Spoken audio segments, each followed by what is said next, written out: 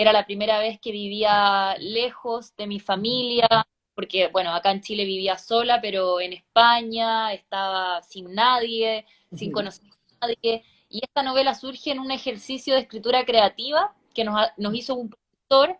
Semana a semana él nos daba pies forzados y nosotros teníamos que escribir. Y bueno, La Última Ceniza surge en ese contexto. Es una novela que a mí me trajo muchas satisfacciones, la presenté en Argentina, la presenté en España, en Ecuador, estuve invitada a la Feria del Libro de Guayaquil, estuve presentándola en Quito, en diferentes ciudades de Chile también. La verdad es que me trajo viajes, me trajo amigos, amigas, lectores nuevos, y muchas veces con una primera novela no pasa eso, así que me Sí. sentí afortunada y estoy feliz de haber trabajado con Palabra Libre. Hoy se lo comentaba a Santiago, que es uno de los editores. La verdad que fue un placer trabajar con Angie, trabajar con Catalina, con Santiago, con Antonio también, que fue mi editor. Así que la verdad es que una muy bonita experiencia, y además sí, se ganó un premio, se ganó el premio Lector, Ajá. el premio de novela en el año 2017. Ujú. Así que, bueno, esperemos que en Colombia también sea bien recibida. Sí, mira qué recorrido tan bonito, qué ilusión tan grande. Montserrat, a mí siempre me parece que la persona que mejor puede hacer una sinopsis de su novela es el propio autor. Y específicamente con esta sí que me parece importante que seas tú la que le cuente a las personas que están ahora conectadas de qué va la novela, porque es una novela que tiene muchos aristas. Yo recuerdo que cuando a mí me la entregaron para que escribiera una frase, pues que iba a ir en la contra, yo decía, es que aborda muchos temas, es una novela muy amplia y entonces hacer una sinopsis se me hace supremamente difícil. ¿Tú cómo sueles definirla cuando te preguntan, ve, de qué trata tu novela? Sí, sabes que yo creo que esas son respuestas que uno va encontrando con los años también. Esa era otra de las cosas que me pasaba, porque estos días pensando en la novela, pensaba como en qué estaba en ese momento, qué sentía. Yo tenía una idea de qué era la novela, pero muchas cosas las empecé a descubrir cuando me la comentaban, cuando leía las críticas literarias en los medios de comunicación también. Entonces yo definiría esta novela como una novela que habla sobre el amor, que habla sobre la muerte, una novela que habla un poco sobre las máscaras que usamos para sobrevivir. Yo siempre me acuerdo de esta frase de José Donoso, Premio Nacional de Literatura en Chile, gran escritor, que decía que lo que hay detrás del rostro nunca es un rostro, sino otra máscara y otra máscara y otra máscara, y todas esas máscaras somos nosotros mismos. Entonces, yo creo que es una novela que además aborda y profundiza en la violencia de género. Mi protagonista, que es Alfonsina, es una mujer golpeada por su pareja, por su novio. Acá le decimos su pololo, que es algo más informal, no hay como un plan de vida, sino que eso es pololear. Es una socióloga que va a pasar algo muy dramático en las primeras páginas que no les voy a contar, pero en realidad todo eso que pasa al principio se empieza como a descascarar hacia el final, y bueno, es una historia de idas y vueltas, una historia de secretos, van a haber confesiones. Me interesaba mucho profundizar también el tema de la sexualidad, cómo vivía una mujer libremente su sexualidad, su independencia en esos años también.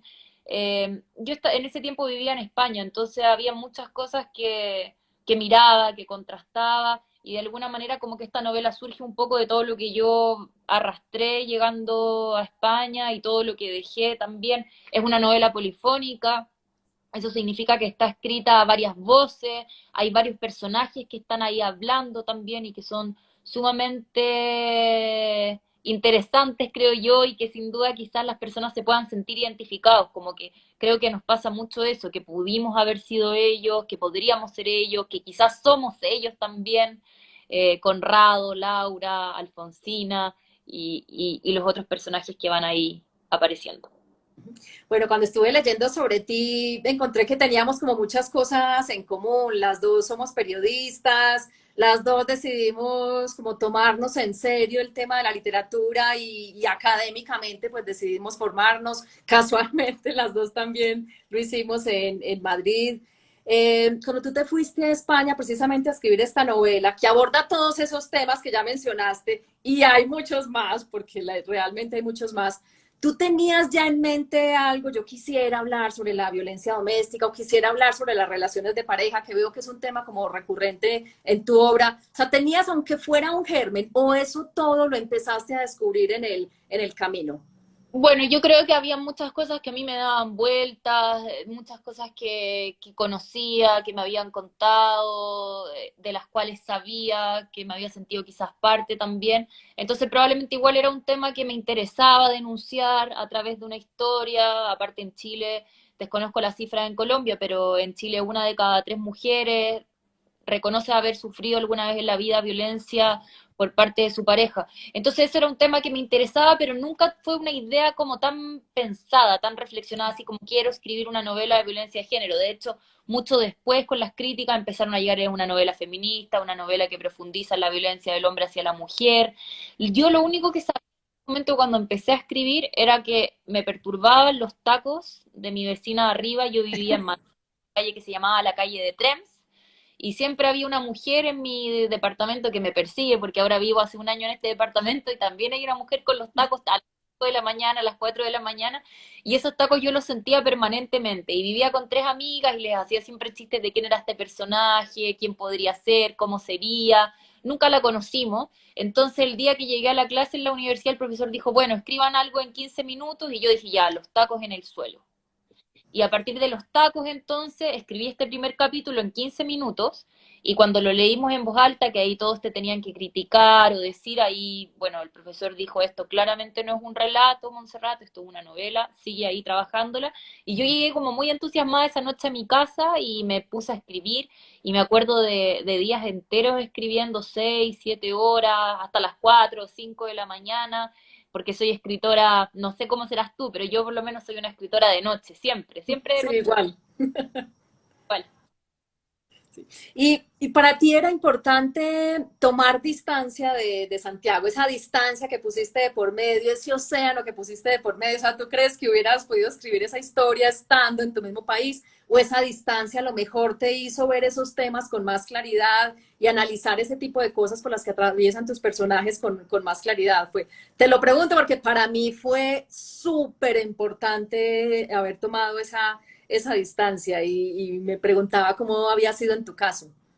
Sí, de todas maneras, que yo creo que la, la distancia es fundamental para todo, o sea, para entender las relaciones, para entender la propia familia de uno, para entenderse uno mismo, para descubrir quién es. Los cambios geográficos me parece que son fundamentales en la órbita de un escritor. De hecho, José Donoso, que no lo voy a citar, tiene una frase muy bonita que dice que él le recomienda a los escritores jóvenes expatriarse. Significa como levantar las raíces de acá e intentar, dice él, colocarlas en otra tierra. Entonces, esa idea como media del destierro, el autoexilio impuesto, me parecía como muy necesario, y yo creo que si me hubiera quedado en Chile, hubiera sido otra historia, hubieran sido otros personajes, hubiera tenido otro sabor también, porque además, bueno, cuando uno está lejos de la tierra de uno, también tiene mucha nostalgia, se siente muy solo a veces. Entonces yo creo que todas esas cosas son importantes como para darle un tono a la novela, y que bueno, y que se pueda defender sola, que es lo que uno pretende cuando uno escribe un libro.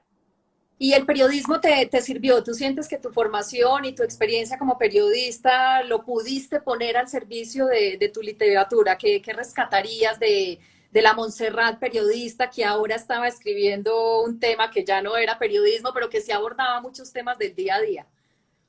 Yo creo que el periodismo me ha dado muchas cosas. Creo que el periodismo es una carrera muy bonita, que te permite agudizar tus sentidos, entrenar tu ojo observador. En mi caso, yo creo que el periodismo me hizo una muy buena editora, en el sentido de que yo no suelto una frase hasta que está lista, hasta que está limpia. Como no entrego un manuscrito a medias. Para mí un escritor tiene que ser capaz de entregar un trabajo que esté completo, es como un artesano, no entrega la silla con, con una pata menos, no, necesita que esté el trabajo completo. Entonces, el periodismo me dio eso también, yo creo que fortalece mucho las técnicas de conversaciones como la psicología en ese sentido. Yo tengo amigos psicólogos que dicen que la psicología es una disciplina que te permite tener técnicas de conversación y acercarte a los otros. Bueno, el periodismo es un poco eso. Así que yo también lo pasé muy bien estudiando periodismo, fui muy feliz, era la carrera que quería estudiar y después, bueno, hice un máster de escritura creativa, después hice el doctorado en literatura hispanoamericana y me dediqué completamente a la literatura. Esa es mi pasión, eso es lo que me gusta, de eso vivo y soy muy feliz escribiendo y enseñando también, porque eso es lo que hago permanentemente de lunes a sábado. Bueno, ahora quiero que vamos a tus personajes. A mí una de las cosas que más me gustó de la novela Montserrat es la complejidad psicológica de los personajes. A mí eso es algo que valoro mucho, los personajes, los autores que me llevan a estar mucho dentro de la cabeza de los personajes. Y los tuyos los encontré absolutamente complejos y afrontan unas complejidades que entre otras cosas también explican sus comportamientos y sus formas de ser y bueno, y te logran mucho meter en ese mundo. Yo quiero saber cómo los creaste, los personajes están inspirados en historias cercanas que tienes, acudiste solamente a la imaginación, cómo salieron esos personajes con esa profundidad psicológica, de repente algún amigo tuyo de los psicólogos que mencionas leyó algo y te hizo ver algo, o te hizo caer en cuenta de por dónde llevar un personaje de otro, cómo lograste esa, porque además esta novela es muy difícil decir cuál es el protagonista, todos los personajes son muy importantes y tú mismo la definías ahora como una novela polifónica, es que todos tienen voz y a todos los oímos, entonces, ¿cómo lograste esa profundidad y cómo construiste esos personajes? Bueno, yo estaba obsesionada en esos años, era muy joven, tengo 33 años, creo que todavía soy joven, pero ahí era más joven todavía. Estaba obsesionada con dos cosas. Una, con darle cabida a que en cada personaje tuviera vocación de protagonista. Y que en el fondo, si bien es verdad, Alfonsina para mí es el personaje más importante dentro de la historia con Conrado, los otros igual no se quedan atrás y funcionan de una manera importante. O sea, en ningún caso son personajes terciarios ni secundarios, están ahí como oscilando e intervienen mucho en la trama y en la historia. Y por otra parte, quebrar el tiempo. Y esa manera de quebrar el tiempo yo creía tenía que ver cómo éramos capaces de contar verdades más allá de la verdad oficial, es decir, como entendiendo que siempre hay una verdad oficial, pero por debajo hay otras capas y otras historias, y eso solo lo podemos lograr en la medida que yo te entreviste a ti y al de al lado y al de al lado. Entonces la polifonía me permitía eso, construir una historia como más potente probablemente, más robusta. ¿De dónde saco esas historias? Bueno, yo soy muy escuchadora de las historias del resto, estoy permanentemente pendiente de que si alguien en un cumpleaños, en una fiesta, en un asado, cuenta una historia, una frase, voy, anoto en mi celular, me gustan las frases, está llena de frases la gente, frases bonitas. Yo creo que la poesía está permanentemente en todas partes y hay muchas cosas que viví yo, otras que vivieron personas que conozco, otras personas, otras cosas que me inventé, que distorsioné, que me imaginé. Y ahí yo creo en la máxima de Borges que dice que la imaginación está hecha de convenciones de la memoria y que si yo no tengo memoria no puedo imaginar. Entonces te diría que es una fusión de memoria y de imaginación permanente y que bueno, de repente hay episodios, por ejemplo, una amiga que vivía conmigo entonces en España, ella me contó que cuando su abuelo se murió, su papá se metió debajo del ataúd, por ejemplo. Y eso se lo robé a ella, 100%. O uno que otro dato biográfico también me lo han contado amigas o alguna pelea, qué sé yo, de otras personas. Pero en general yo suelo como ficcionar harto, como tomo el detalle y después, bueno, lo maquillo, lo reconvierto. Bueno, y esa estructura polifónica, yo quisiera saber qué tanto la planeaste, porque era riesgoso hacer eso en una primera novela, pues tener una parte de la narración en tercera persona y luego darle la primera persona a Alfonsina. Eso era súper riesgoso para una primera novela que uno debería ser más conservador o no. Pero en tu caso, lo cierto es que funcionó y funcionó muy bien porque nos da como la vista 360 grados de todo y pasamos por todos los personajes. ¿Qué tanto fue planeado eso? ¿O tú simplemente dejabas que los personajes hablaran y les fuiste dando la voz en la medida en que lo iban pidiendo? ¿O fue meticulosamente planeado? No, sabes, yo creo que la primera novela es muy inocente. Tengo esa Sí. sensación. porque uno no sabe mucho, uno está atenta, uno ha sido una buena lectora, uno llega a la escritura porque ha leído mucho, probablemente es así, es difícil ponerse a escribir y no haber leído nada, en realidad es porque has estado toda la vida leyendo y bueno, y de repente ya tienes ganas de contar tus propias historias. Pero mi primera novela yo creo que fue mucho pulso, fue mucha pasión, fue mucho arrojo también. Yo estaba viviendo una época muy intensa en mi vida, llegando a vivir sola a España, había terminado una relación muy larga en ese momento, estaba con el corazón absolutamente quebrado, así que necesitaba como reconstituirme de alguna manera, por eso me fui a estudiar afuera, qué sé yo, y muy lejos. Eh, entonces todo lo que pasó, todo lo que fue pasando ahí un poco, fue a tientas.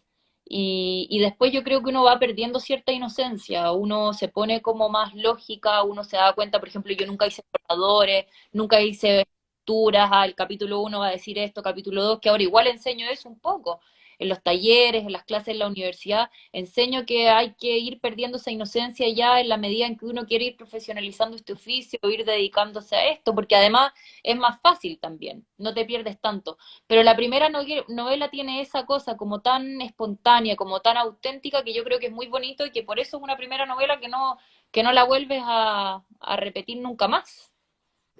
Sí, sí, me identifico plenamente. Ahora que hablabas del tema, de uno de los tantos temas que aborda la novela, pero que finalmente es como muy central también, que es el de la violencia de género.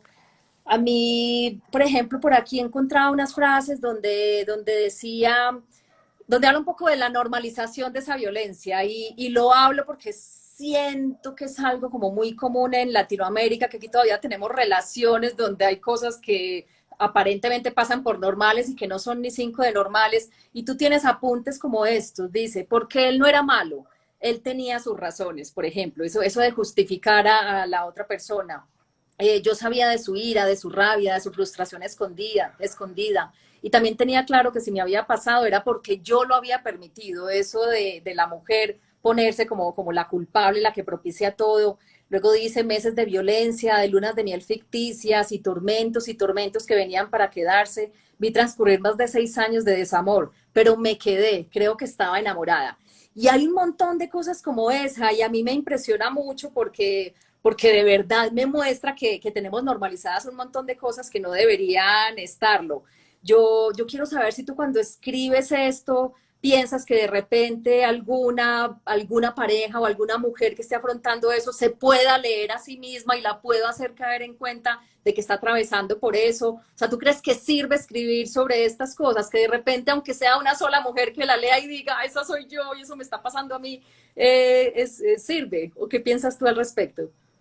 Y me ha pasado con la última ceniza, o sea, mucha gente, muchas mujeres me han escrito a lo largo de los años para decirme que vivieron relaciones así, que se sintieron identificadas.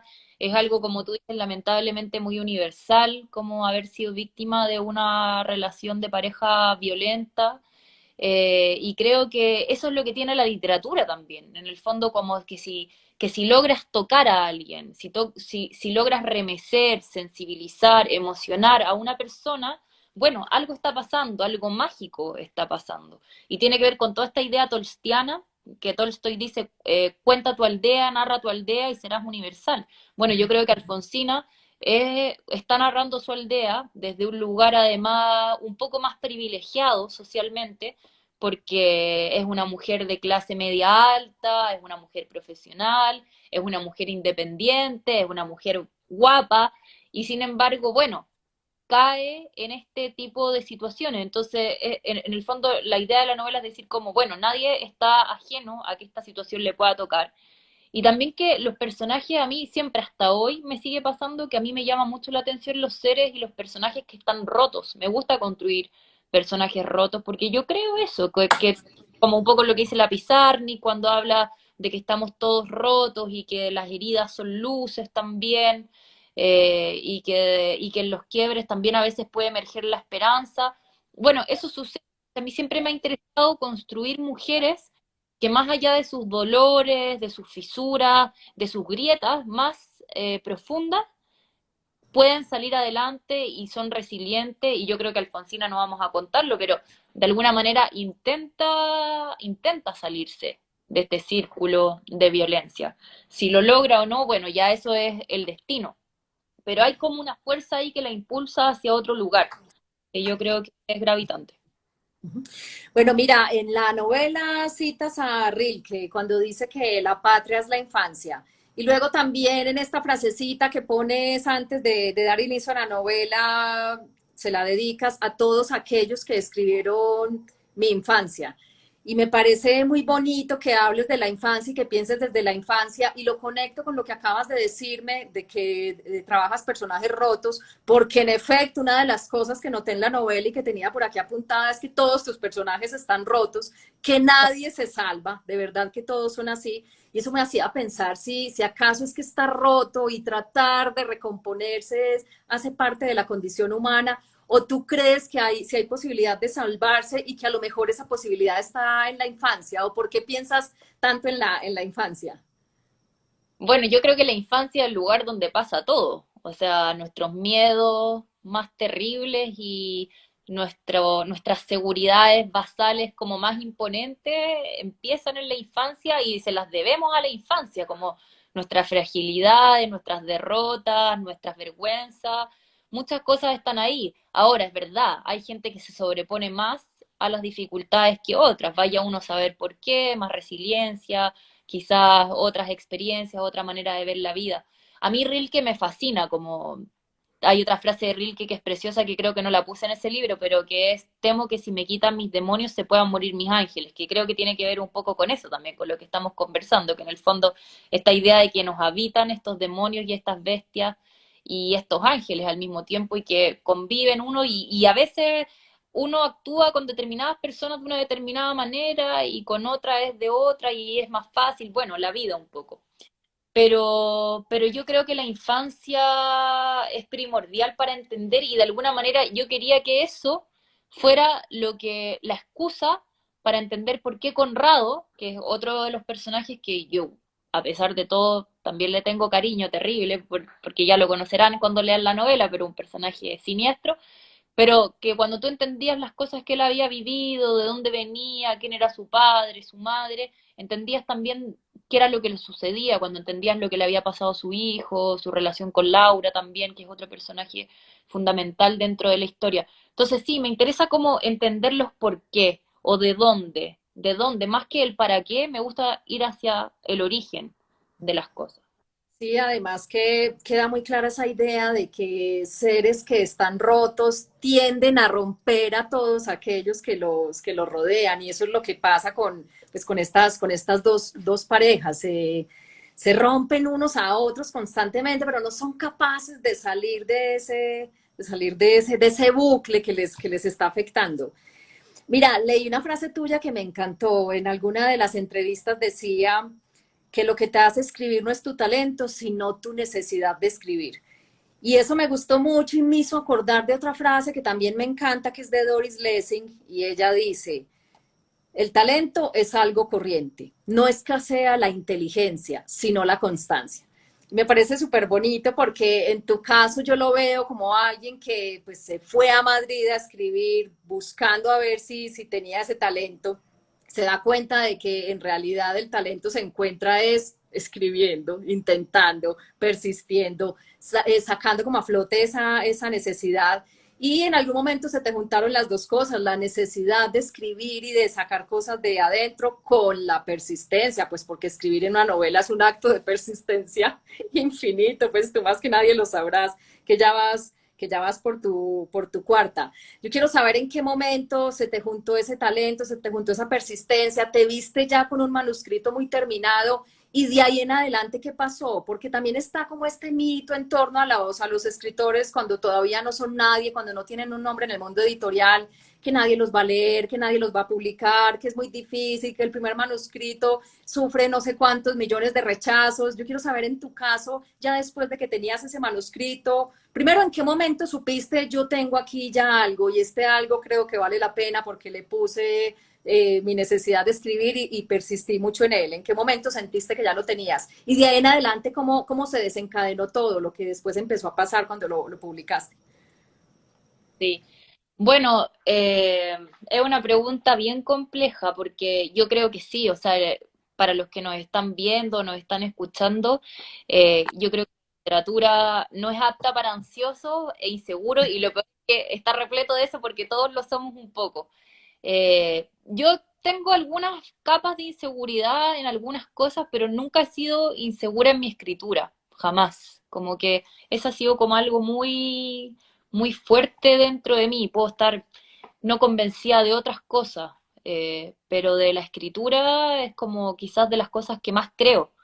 Terminé esta novela porque para el máster de escritura creativa había que escribir un trabajo final de máster y había que hacer una antología o escribir una novela y apoyarla con un marco teórico. Entonces escribí La Última Ceniza, hice el marco teórico, bueno, me saqué un 9.7, algo así, casi la nota más alta, me felicitó toda la comisión, estaban como todos esperando esta novela, hay que publicarla, todos los académicos en España, etcétera, así que llegué a Chile y la mandé inmediatamente a dos editoriales, con las dos me fue muy bien y terminé dando una que era independiente, que era Oxímoron, yo venía recién llegando, no conocía mucho el mercado tampoco, tuve una muy buena experiencia con ellos, les agradezco un montón a la Paula Gaete. Y luego de eso ya yo me fui a Madrid para hacer este máster y para dedicarme 100% a la literatura, pero siempre entendí la literatura acompañada de lo otro, que eran mis clases en la universidad. O sea, yo empecé muy joven a ser profesora universitaria, empecé cuando estaba en tercer año de la universidad a ser ayudante, 2 años después o 3 años después fui profesora titular, me mantengo todavía como profesora, hago 6, 7 cursos, 8 cursos a la semana en la universidad y para mí tiene que ver un poco mi vida con eso, como con tres partes. Una es la academia, que es que yo hago clases de narrativa, de escritura creativa, de redacción creativa, de todo lo que tenga que ver con la literatura y la escritura. Otra que son los talleres literarios que hago de lunes a viernes, talleres en la noche. Los que me conocen saben que estoy todo el día en eso. Y escribo novelas. Y después de que publiqué La Última Ceniza, naturalmente vino antes del después, naturalmente vino Empezar a Olvidarte, naturalmente vino la que estoy escribiendo ahora, que tiene título pero no lo voy a decir. De hecho, me gané un fondo del libro el viernes. Claro, el viernes me lo gané, que es un fondo que entrega el Ministerio de las Artes y las Culturas. Y siempre he estado pensando en lo que voy a escribir. Como nunca he hecho esto de terminé de escribir esta novela, no, ahora no voy a escribir nada. Siempre he estado escribiendo poesía o relatos, sobre todo poesía y novelas, lo que más me gusta. Y ahora lo único que quiero es terminar esta novela, que yo creo que me quedan unos 4 o 5 meses, y empezar ya la siguiente, porque ya tengo una historia y tengo ideas. Es como que mi cabeza siempre está ahí como imaginando y pensando. Y yo creo que la disciplina es importante, o sea, para que esto resulte de alguna manera es lo que dice Murakami en el libro de que hablo cuando hablo de escribir. Murakami dice, es muy fácil escribir una primera novela, lo difícil es como mantenerte ahí escribiendo. Y yo creo que si uno sigue la órbita de los narradores en general, bueno, vas viendo que publican cada 3, cada 4 años, hay una constancia, hay una disciplina.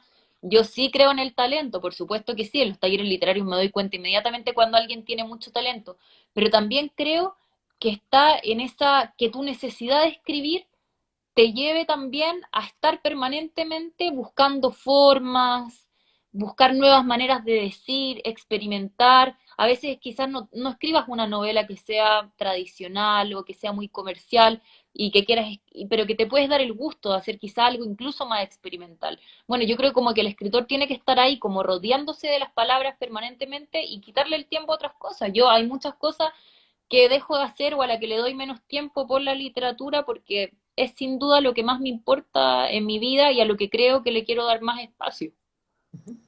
Bueno, y quiero que hablemos de los títulos. No sé si a ti te pasa como a mí que por el hecho de ser periodista me como un montón la cabeza buscando títulos porque para importantísimos.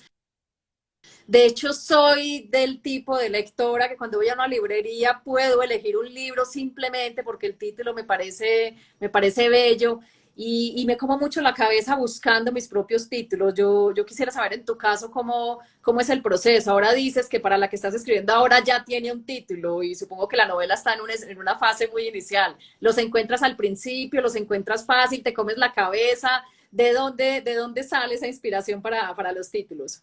Uy, ha pasado de todo, te lo juro. Ya me lo preguntaba en la mañana también, en una entrevista. Pero, por ejemplo, con La Última Ceniza me costó mucho. Había terminado la novela, estaba lista y lo único que le faltaba era el título.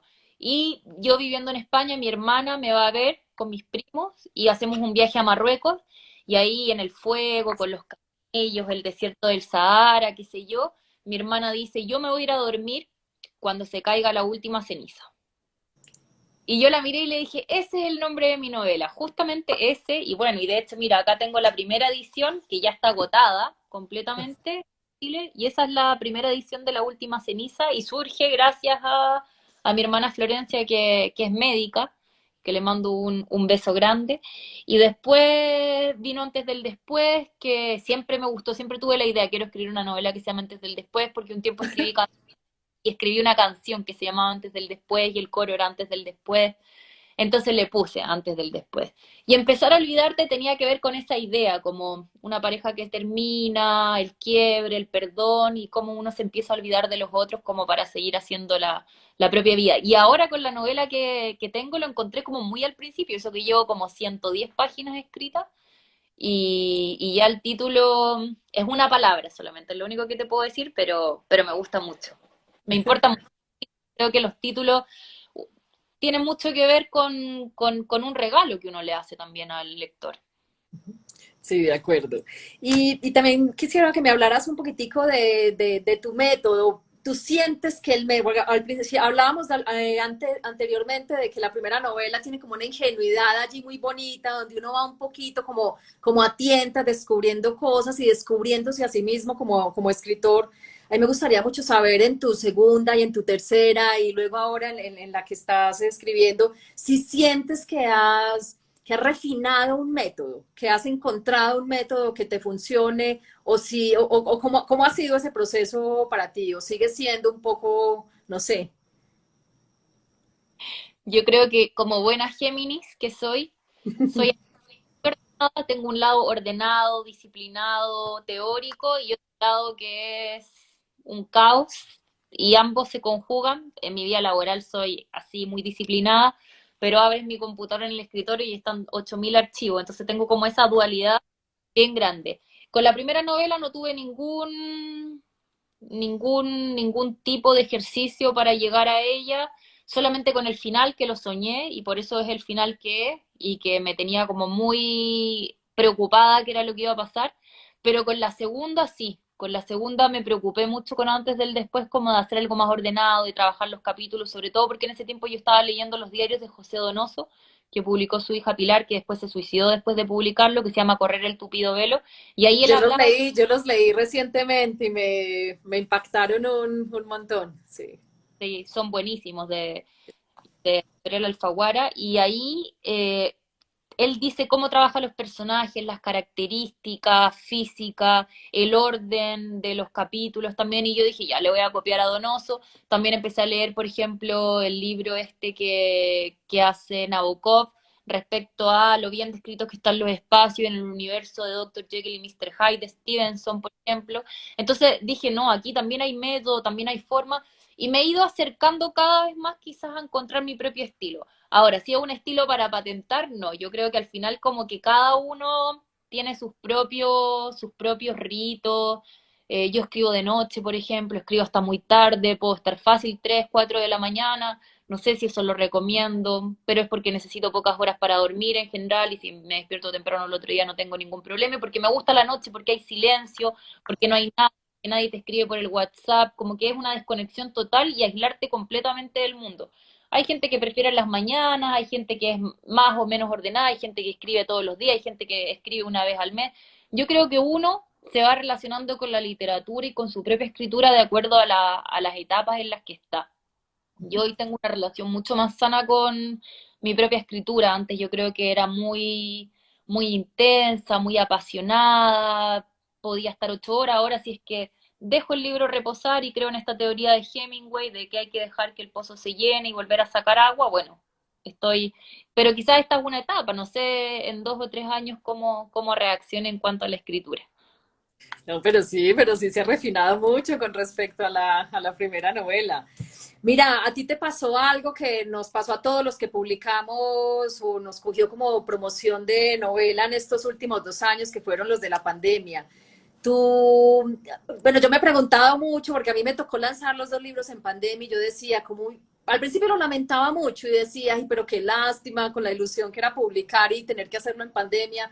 Y después empecé a preguntarme si al revés, si la pandemia me había favorecido, porque al hacer todo de manera virtual, más gente se conecta, hay más interacción, hay más conexión con los lectores y de repente empecé a pensar que era algo positivo. Mira que de hecho si no fuese por eso tú y yo no estuviéramos hablando hoy con esta tranquilidad y con esta facilidad. Esto era algo que no se nos hubiera ocurrido hacer en el mundo prepandémico. En tu caso, ¿cómo ha sido? ¿Cómo ha sido esa relación a través de redes sociales y esta promoción de tus obras? Eso sí que ha sido muy intenso en general, porque también me tocó lanzar este año 2 libros, 2 novelas, una en Ecuador, otra en Colombia. He participado, me ha tocado presentar muchos libros de otros autores o autoras. Yo creo que está eso, o sea, esta idea de que uno se pueda juntar en un mismo espacio, que es virtual y que me imagino que va a ir mejorando con los años. Quizá en unos años van a decir, pero mira cómo hacían esta presentación, qué anticuado. Quizá vamos a poder casi que tocarnos, tomarnos un vino, quizás en un espacio virtual y todo, uno va a tener la sensación estando en su casa que está perteneciendo a ese lugar. Yo estoy segura que eso va a suceder. Y se han abierto mucho las puertas. Por ejemplo, a mí me pasa que yo tenía un taller literario, que era mi taller con mis alumnos, que lo tenía el próximo año cumplo 5 años, y tuve que abrir más secciones porque la gente tenía demasiada necesidad de escribir, mucha necesidad de contar historia, una necesidad muy grande de pertenecer y de hacer comunidad, creo yo, que la pandemia te obligó un poco a querer salirte de ti mismo, porque tanto tiempo metido en tu casa, mirando a las mismas personas, o estando solo y mirándote al espejo, o mirándote en la cámara, bueno, necesitas el resto, necesitas la comunidad. Y a mí eso es lo que más me gusta de la literatura, como este espacio de soledad que tengo y que puedo estar, yo vivo acá sola en este departamento y puedo estar acá con mis libros, escribiendo, etcétera. Y después, bueno, entro a otro espacio y estoy con 15, 16 personas con las cuales estamos compartiendo el amor por la literatura. Y yo creo que la literatura tiene que ser también un puente de comunicación, un puente de intercambio, un puente para que otros también aprendan de las historias que escribe el resto. Y eso me parece muy bonito. Sí, qué bonito eso. Mira, bueno, en esta novela está muy claro que un tema muy importante en la última feminista son las relaciones, específicamente las relaciones de pareja, pues cómo nos forjan y nos definen y cómo nos obligan a cosas y cómo, bueno, y cómo llevan como ese devenir. Y yo creo que es un tema que es importante en tu obra, en general las relaciones humanas. Yo tenía un profesor que nos decía que un escritor al final siempre termina escribiendo de lo mismo, como de los temas que los obsesionan. Yo en mi caso sí que lo he notado, siempre tiro como por la misma parte. En tu caso, ¿tú lo sientes así con el tema de las relaciones humanas? ¿Estás buscando siempre nuevas formas de abordarlas, nuevas miradas de abordarlas? ¿O cómo llega ese tema? ¿Cómo lo eliges? ¿O el tema te elige a ti? ¿Cómo es ese proceso en ti? Sí. Bueno, una vez un psicólogo me dijo que uno siempre se tenía que fijar con qué se relacionaba la persona cuando había decidido trabajar. Por ejemplo, la gente que decidía computadores, o con números, o con máquinas. Bueno, no sé, nosotras en nuestro caso estudiamos periodismo, que es una carrera de comunicación social, o sea, nos queremos vincular a la gente, por eso decidimos eso y es una carrera donde tienes que estar permanentemente expresándote, hablando. Yo creo que uno llega con determinadas características de periodismo, pero esa carrera te las pule mucho más si uno está en una muy buena formación. Y sí, yo creo que a mí me tira mucho el tema de las relaciones humanas, las relaciones de pareja, las relaciones de hermanas, de padres, las familias disfuncionales, las familias como un lugar seguro o a veces como un castigo también. Son cosas que me llaman mucho la atención. De hecho, bueno, en la última ceniza como la figura del padre ausente es súper importante, el padre Alfonso muere cuando ella es muy pequeña, pero sin embargo como que está llena de su padre, esta idea de que el olvido está lleno de memoria, bueno, le pasa un poco a ella. En Antes de él, después también me pasa con Olimpia, que es mi protagonista, la relación con su padre, que es un torturador, y en Empezar a olvidarte es la relación de los personajes, y ahora la novela que estoy haciendo ahora es la relación de dos mujeres con mucha diferencia de edad, por ejemplo. Entonces, yo creo que sí, que a mí me pasaba con Milán Kundera que cuando era chica me encantaba, a leer La insoportable levedad del ser a los 17 años, 18, me volvió loca, y después leí todos los libros de Kundera y siempre sentía que iban al mismo lugar, iban al mismo lugar. Y creo que eso también es bonito. Me pasa también con Bolaño, me pasa con la María Luisa Bombal, me pasa con la Simone de Beauvoir, con la Anne Carson, con la Joan Didion, que permanentemente es como ir conociéndolos también, como vas conociendo al autor a partir de sus propias inquietudes. Y eso a veces también puede ser interesante, porque ya sabes hacia dónde va. Quizás de repente son las mismas ideas, pero con otros personajes, con otros escenarios y también con nuevas formas de contar, que yo creo que el cómo cuento la historia va a ser siempre lo más importante, mucho más que la trama. Además que yo tengo la sensación, y ya quiero oír tu opinión sobre eso, que a nosotros cada vez mientras más nos refinamos supuestamente y más civilizados somos, más nos cuesta relacionarnos. Todos los de sobre las relaciones amorosas definitivamente son un quebradero de cabeza hoy en día. Nos cuesta mucho relacionarnos y en general todas las relaciones se vuelven súper complejas. Pareciera que no nos soportamos, que no cabemos en el mismo mundo. Bueno, no sé. Yo quiero oír tu opinión sobre eso, en especial porque, como lo acabaste de decir, has diseccionado muy bien el tema de las relaciones, de todo tipo de relaciones. ¿Qué opinión tienes tú de eso? En efecto, ¿es así? ¿Hay futuro? ¿Crees que vamos a mejorar? ¿Crees que vamos a empeorar? Yo creo que el amor es un milagro y tiene muchas formas también. Creo que, creo que como las aprendimos siendo niñas, mirando a nuestros abuelos o a nuestros padres en términos generales, hoy no existen. O sea, bien, hay muchas excepciones, hay gente, tengo muchas amigas que llevan 20 años con la misma persona, pero en términos generales es difícil. Son difíciles porque las relaciones antiguas se basaban en ciertas cosas que hoy no son, no existen. El mismo empoderamiento de la mujer, la misma incorporación de la mujer en el mercado laboral, las maneras de sentir el amor también. O sea, yo creo que las maneras de amar a hombres o amar a mujeres, el mismo poliamor, las relaciones abiertas, todo eso ha cambiado un poco el panorama, la misma tecnología, las mismas aplicaciones. Entonces, de alguna manera, el ser humano va evolucionando y va evolucionando de una manera que quiere contrarrestar un poco los efectos de las generaciones anteriores, de las separaciones, de los divorcios. Yo creo que sí, que las relaciones son muy complejas permanentemente. O sea, de hecho, Lan Carson decía, todo contacto es una crisis. Y creo que sí, que pasa mucho y sobre todo en tiempos como este, como pandémicos. Bueno, en Chile, ¿qué te cuento? Además que tenemos una crisis social, una crisis política, una crisis de representatividad, muy parecido a lo que sucede en muchas partes de Latinoamérica, y creo que todo eso va impactando a nuestros individuos y va transformando a los hombres y mujeres en otras personas que no son las que conocíamos hace 50 años. O sea, vas a tener tema para rato. Si no me muero, espero escribir durante muchísimos años, sí. Bueno, ya para que vamos terminando, yo quisiera leer un pedacito que me gustó mucho y es en el que, pues esto lo habla uno de tus personajes, ya me dirás sí, qué tanto hay de ti en esa respuesta y es cuando al personaje le preguntan que por qué quiere escribir, ¿sabes? Entonces ella dice, ¿por qué escribo? Quería ser sincera. Escribo para hablar de mis emociones, de las del resto, de que al final es una manera de mirar el mundo, de entenderte, de sacar tus demonios, de elaborar tus duelos. Escribir para mí es inevitable. Debe ser porque fue una de las primeras cosas que aprendí a hacer. Escribo, como me dijo una vez el poeta Jaime Juenón, para recuperar la memoria. Escribo por necesidad. Escribo por narcisismo. Escribo por la poesía, por la música y porque me gustan las palabras.